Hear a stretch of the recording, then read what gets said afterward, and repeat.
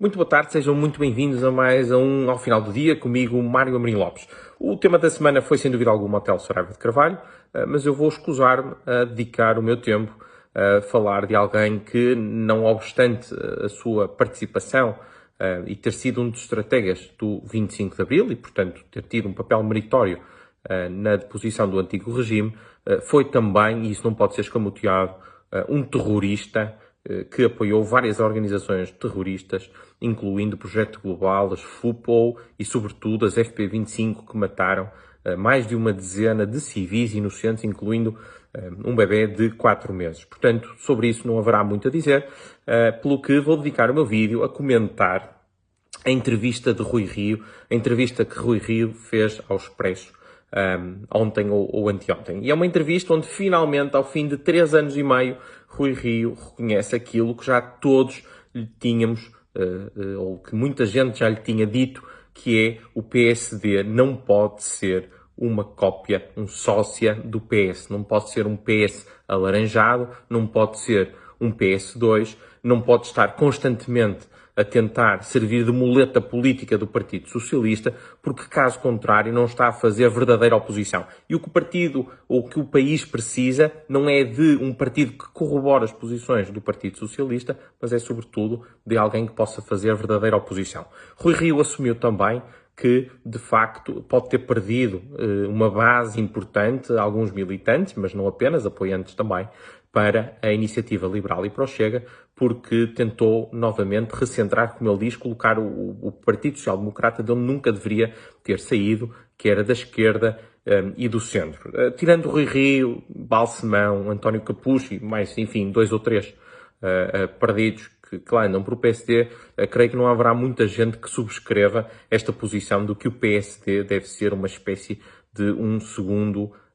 PS ou um PS recaustado. Até porque, entre a cópia e o original, as pessoas preferirão sempre o original e, portanto, sempre que o PSD se tentar colar ao PS, o que acontecerá será que o PS irá ganhar. O que, aliás, tem refletido nas sondagens, justamente sondagens que Rui Rio desconsidera,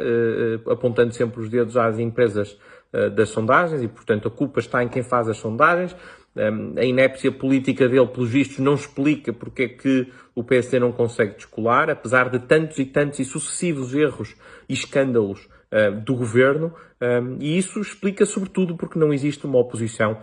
forte. Rui Rio dedica-se mais, faz mais oposição interna do que fez oposição nestes 3 anos e meio a António Costa. Um exemplo disso foi justamente o fim dos debates quinzenais, que é um momento para se fazer um ponto de honra, para pôr o governo em xeque. É um momento muito importante para o debate político e Rui Rio fez o favor a António Costa, prescindindo desse importante momento. E, portanto, uma total inépcia política que explica, isso sim, porque é que o PSD está como está nas sondagens. Parece que, finalmente, o Rui Rio poderá ter eventualmente aprendido a lição, mas não precisava, bastaria ver a história de Sá Carneiro e teria percebido que Sá Carneiro, entre 76 e 79, tentou exatamente o mesmo, tentou aproximar-se do PS, fazer um grande bloco central, aproximar-se de Mário Soares, e depois finalmente percebeu que o papel do PSD era um papel de oposição total, sem adjetivação. Que as reformas que o país precisava não poderiam ser feitas com o PS, porque o PS não estava interessado nessas reformas. As reformas tinham de ser por oposição, por confronto político. E, portanto, só aí, em 1979, é que finalmente Sá Carneiro se apercebeu que o lugar do PSD era juntamente com o CDS, e aí forma finalmente a Aliança Democrática, e que só havia uma forma de